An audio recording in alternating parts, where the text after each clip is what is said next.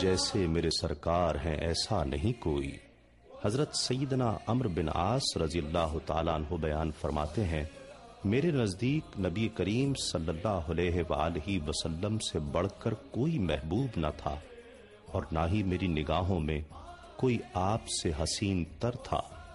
میں حضور نبی کریم صلی اللہ علیہ وآلہ وسلم کے مقدس چہرے کو اس کے جلال و جمال کی وجہ سے جی بھر کر دیکھنے کی تاب نہ رکھتا تھا۔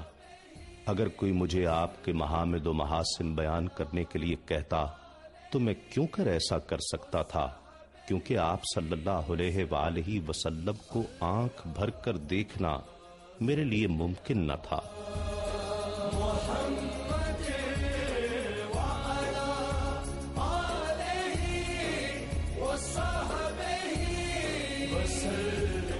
دنیا بھر کی شان مدینہ، دنیا بھر کی شان مدینہ، شہروں کا سلطان مدینہ، دنیا بھر کی شان مدینہ، دنیا بھر کی شان مدینہ۔ دھڑکن ہے وہ اس مٹی کی، دھڑکن ہے وہ اس مٹی کی، اس دھرتی کی جان مدینہ، اس دھرتی کی جان مدینہ، شہروں کا سلطان مدینہ، دنیا بھر کی شان مدینہ، دنیا بھر کی شان مدینہ۔ روحیں اجلی ہو کے لوٹے، روحیں اجلی ہو کے لوٹے، نور کی ایسی کان مدینہ، نور کی ایسی کان مدینہ، شہروں کا سلطان مدینہ، دنیا بھر کی شان مدینہ، دنیا بھر کی شان مدینہ۔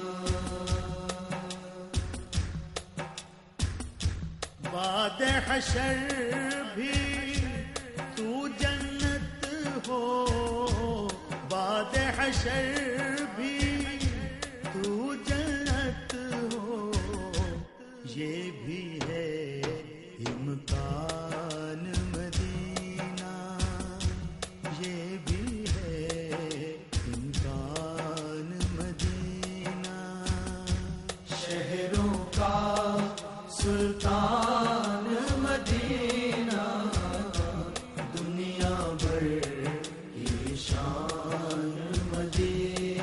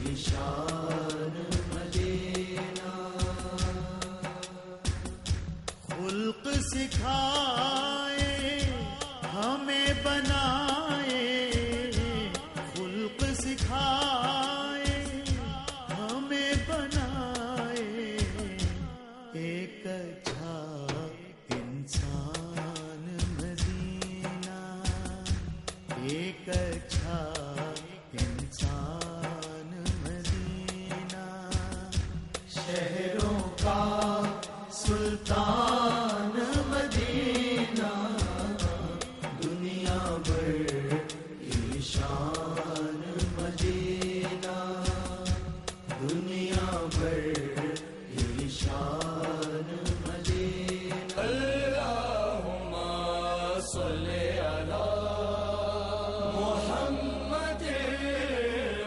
چہرہ انور سیدنا ابو بکر صدیق رضی اللہ تعالیٰ عنہ بیان کرتے ہیں، حضور نبی کریم صلی اللہ علیہ وآلہ وسلم کا روئے منور 14ویں کے چاند کے حلقے اور دائرے کی مانند دکھائی دیتا تھا۔ حضرت کعب بن مالک بیان کرتے ہیں، جب حضور صلی اللہ علیہ وآلہ وسلم مسرور ہوتے تو آپ صلی اللہ علیہ وآلہ وسلم کے روئے منور سے نور کی شعائیں پھوٹتی دکھائی دیتی تھیں، یوں لگتا جیسے چہرہ اقدس چاند کا ٹکڑا ہو، اور اس سے ہم جان لیتے کہ آقا صلی اللہ علیہ وآلہ وسلم خوشی کے عالم میں ہیں۔ حضرت ہند بن ابی حالہ رضی اللہ تعالیٰ عنہ بیان کرتے ہیں، حضور نبی کریم صلی اللہ علیہ وآلہ وسلم کا چہرہ 14ویں کے چاند کی طرح چمکتا تھا۔